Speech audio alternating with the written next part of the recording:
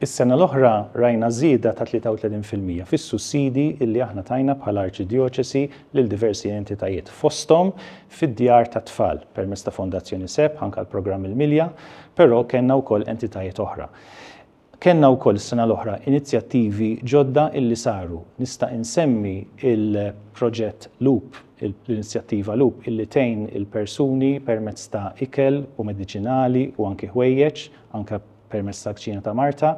Nista' nsemmi wkoll li ftaħna dar Fratelli Tutti, hija dar ukoll għal assisin barranin li jgħixu fostna u jiservu fil-komunitajiet tagħna. Kenna wkoll dar Sawra illi tajni għal The Malta Trust Foundation għal 65 sena, hemmhekk se jsir Empowerment Hub fejn żgħażagħ tfal b'diżabilità se jkunu jistgħu jiżviluppaw il-ħiliet tagħhom permezz tal-arti u l-mużika.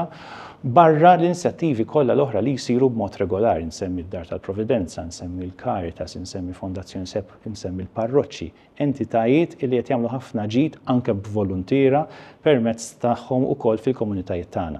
Nixtieq nappella għad-donazzjonijiet, id-donazzjonijiet qegħdin imorru propju kif spjegajt għal dawn in-nies li huma fil-periferija tas-soċjetà li huma vulnerabbli.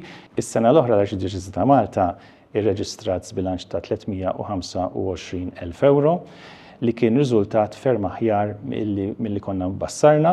Dan kien ukoll dovut minħabba li l-investimenti lejn l-aħħar kwart tas-sena l-oħra rendew tul iktar milli stennejna.